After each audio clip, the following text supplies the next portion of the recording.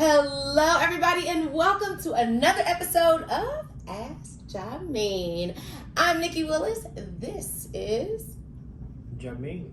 And as you can see, we have another special guest. But before we introduce her, many of you have worked with us, and many of you have the question, what does a title company do?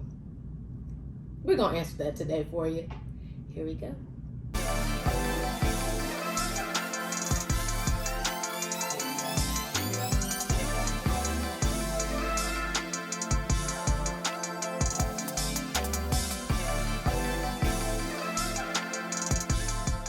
So today's question is, what does a title company do? And today we have a special guest. We have Alicia Harworth from Ticor Title, and she's going to help us answer all the questions that you guys have. Now, you know, we emphasize it so much how you have to have a team, right? We're talking about your home buying process. We want you to build a team, a strong team, and somebody like Ticor Title, a title company, is a part of your team. So thank you for coming, Alicia. Thank you for having me. This is gonna be good because I really want to get through all these details about what I keep saying Ticor, that's your company, but what a title company does. So why don't you tell us what you do or what your role is at the title company? So first of all, an escrow company or title company is a disinterested third party that deals directly with every single person in the transaction. The lender, the agents, the buyer, the seller, any attorneys, grandparents, whoever, money, anybody that's sending in money, we deal directly with every party. We're here for your protection. We protect all parties in the transaction, and we make sure it's fair and it's a clean, smooth transaction. Oh, that was such a good, smooth, clean definition. I'm like, okay. I said it better myself. So what about the title part? A lot of people think that we get that the title company handles the money part. So when you say title company, kind of explain what you do as far as checking the title of it. Yeah. So the first thing we do is we contact all parties. You'll send me the contract. I go over the contract. I make sure all the terms and conditions are marked off on the contract. I make sure everyone's signed. So that's number one. Then I communicate with all parties. I call the buyer, the seller, the agents. Normally I don't call, if the agent I work with all the time, I don't call them. I call the agent that I don't work with all the time, introduce myself. The next thing is the preliminary title report. We order a preliminary title report that shows us anything that's recorded on the property, from the patent of the house, who the builder was, down to the easements, the lights in the street.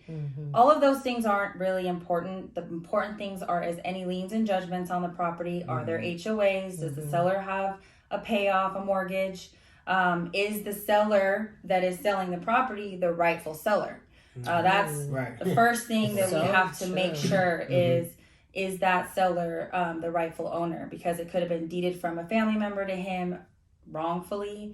It could be someone doing something fraudulently. So we make sure, number one, that that's taken care of. Like when I say liens and judgments, you could have tax liens on the property that the seller doesn't know about, or the buyer doesn't know about. So our job is to make sure everything that's recorded on the property is supposed to be there if it has to stay, or anything that's not needs to come off.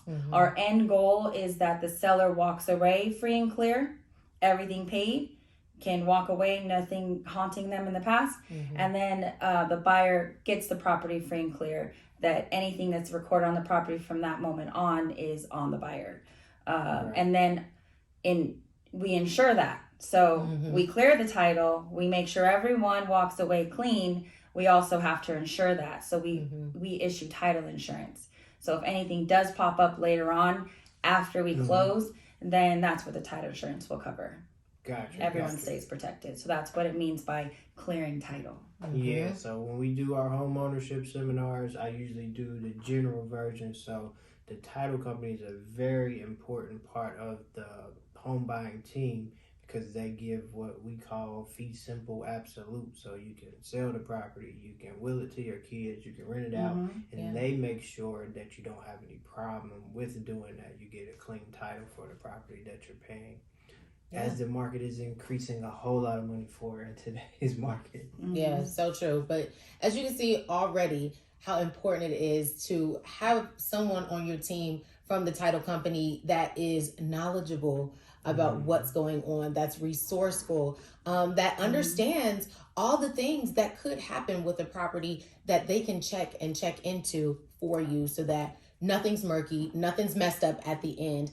That's why you want to have a great title company. So this is good already. I'm excited. Before we go on, let me remind you, if you have not subscribed, make sure you do that. Go ahead and hit that button. It's right there. And next to it, there's that little bell. Hit that too, so that you are notified every time we upload new content. And you know we got new content now. So definitely hit those buttons. Okay, so let's keep talking about this. This is really good. So the second question I have for you is, we come from Ohio. We come from Cincinnati, Ohio, the Midwest. And so one of the things that we had to do is get used to the differences between how things are done in Ohio and how things are done in Vegas or are done in Nevada. So in Ohio, I've been a realtor for 23 years. And so for 21 years, I've been used to round table closings. And here in Las Vegas, we do escrow closings. So kind of explain what's the difference between an escrow closing and the difference between escrow closing and a round table closing. A round table closing is everybody comes to the table. Literally, that's exactly what that means. It's the buyer comes, the seller comes, the agents come.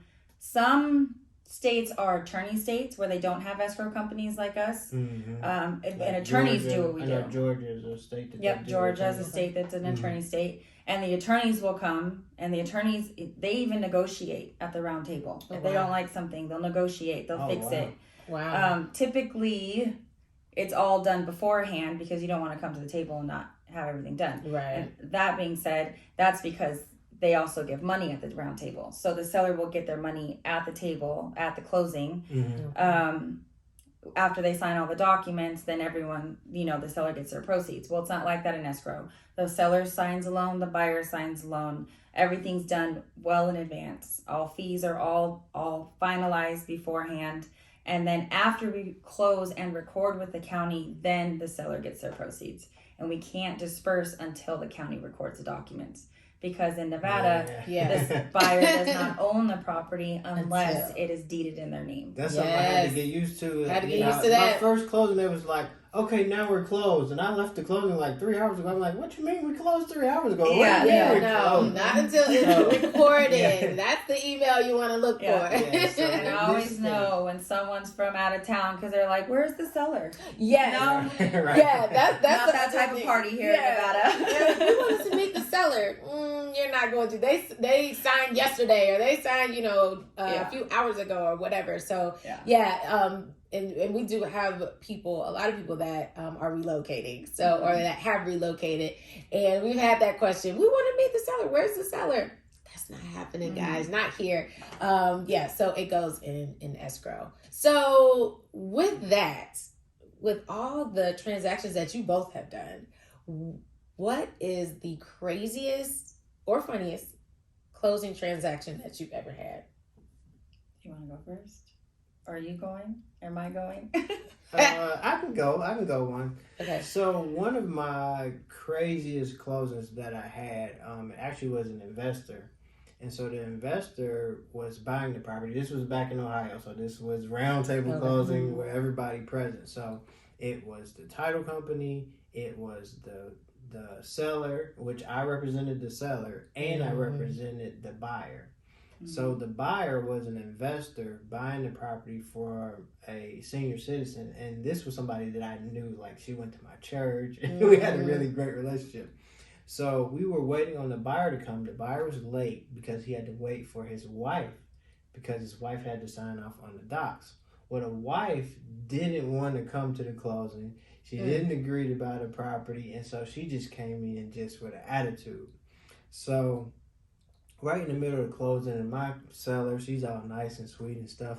And so right in the middle of the closing, they get into like the worst argument ever. Talk about how they were counseling, and he was like, "Well, I bought you that purse, and I paid for this trip. I need you to sign this piece of paper." So they're in a full-fledged argument, and so my seller just put her hands, and she was like, And while they were arguing, and then he was like, "If you don't sign these papers, I'm gonna do this." And so they like threatening each other and doing all this stuff. So long story short, she finally signed the paperwork, stormed out, and that was like one of the most like, it was like embarrassing because they were arguing right there at the closing table, and this round table closed, so the seller is right there. She just wanted to get her check and sell the property and go on her merry way, and they were just, I thought they were gonna like fist fight, like it was so bad. So they ended up closing. It was a successful closing, but that was one of the most craziest. I wasn't there, but I do remember that story. Yeah. Yep. I do remember that story. Okay, Alicia. That's why we don't do round table. Right. Now you want to be the other side? Are you sure? No, I'm just kidding. Okay, Alicia, your turn. Here we go. So being in this industry, I have crazy all day. Yeah. I mean, almost every month I'm like, what? But craziest one I think I've had was mother and father were buying with the daughter. She was about 19. No, not 19. I want to say she was almost 20, 21 years old, because we're talking about her 21st birthday. She was going to go to the club. Mm-hmm. So her parent, so you already know they're vesting well in advance. Okay, the loan docs will tell you it's husband and wife, joint tenants, husband and wife with daughters, single woman, all is joint tenants, right?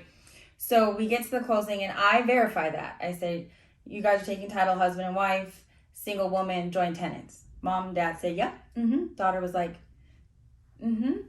And I looked at her, I was like, well, that was a weird like, what do you mean? I thought maybe she didn't want to be joint tenants with her parents. Maybe she wanted her 50 and her parents have their 50. So I just, whatever, moved on because I didn't want to change the docs, so we just moved on. Yeah. Mm-hmm. Well, halfway through the signing, she was like, okay, stop. And I'm like, everything okay? She was like, everything okay. No. Oh, boyfriend was in the signing with her. Boyfriend was there. Okay. I can tell you where this is going. And she said, I'm married. Uh-oh. And I was like, excuse me? She was like, we got married last week. Oh, no. Mom threw her pen, almost hit me. Dad oh, my God. So everybody's finding out. What? And she was like, we got married last week. We just didn't want to tell anybody. We wanted we were going to tell you guys. I didn't want you to find out this way, but I didn't want something to be wrong with the papers. And Dad started crying, real tears, crying right in front of me. Mm-hmm. Mom was upset. We started yelling at her. They were Hispanic, so she started talking in Spanish. Yeah. And was just... I couldn't understand the words that she was saying, but I could understand what the words that she was saying. Yeah. So I had to excuse myself. I said, I'm going to excuse myself. I'll let you guys talk this out. Oh my goodness. End of story. They had to redraw docs, and they couldn't close that day, and she was married, and her husband ended up going on title, but not on the loan, but on title. Right. And it was just not good. Ooh. But... No, you got it. Your clients have to be honest. Mm-hmm. I have sometimes people are like, "Are you married?" Kind of. What do you mean? Like, there is no kind of. There's two boxes. You're either married or you're not. There's like, which one? You can't. We're separated, but are you married? Right. Yes. Yeah. Okay. Yeah. Wow. That's definitely a story. Yeah, we come across so many different situations and so many problems. It's like putting out fires. It's almost like every transaction is almost like you find the problem and you come up with a solution for the problem. I remember one property, this wasn't at a closing, but the mother put the property in the child's name, but the child was a minor and the mother was in jail. so she couldn't do anything else. You know, she couldn't Yeah. sign anything or do anything else because she was in jail. Right. And we're trying to sell a property, and the deed is in a minor's name. Oh my goodness.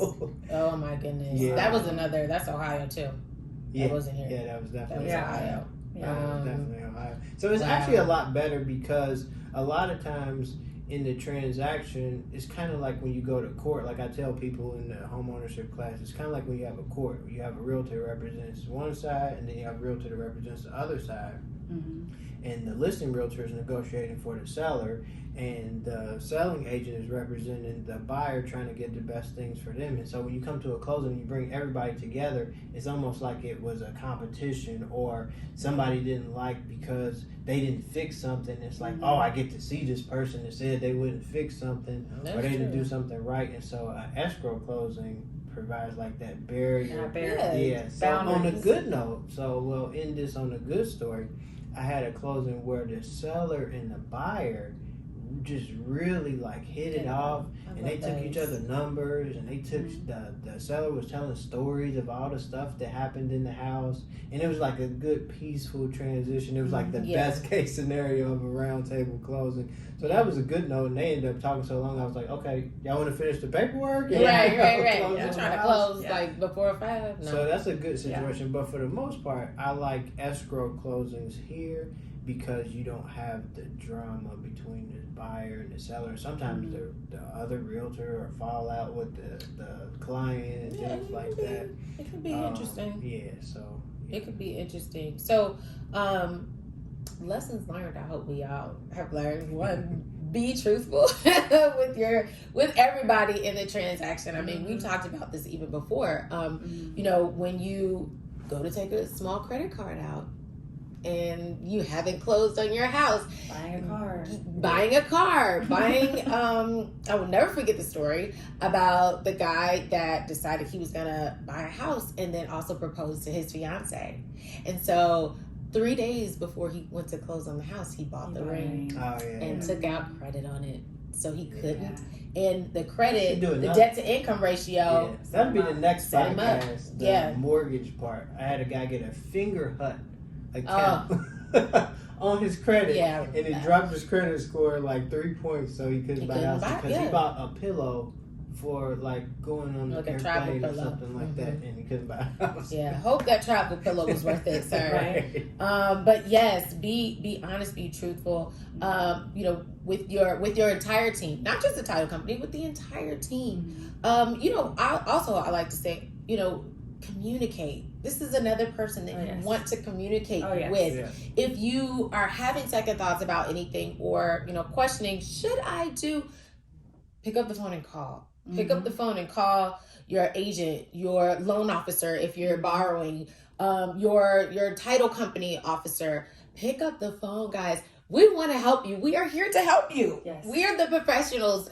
We've taken tons and tons of classes. I know you've taken tons of classes. We've taken tons of classes. And so we know the things to look out for and how to help you have a smooth transition and a smooth transaction.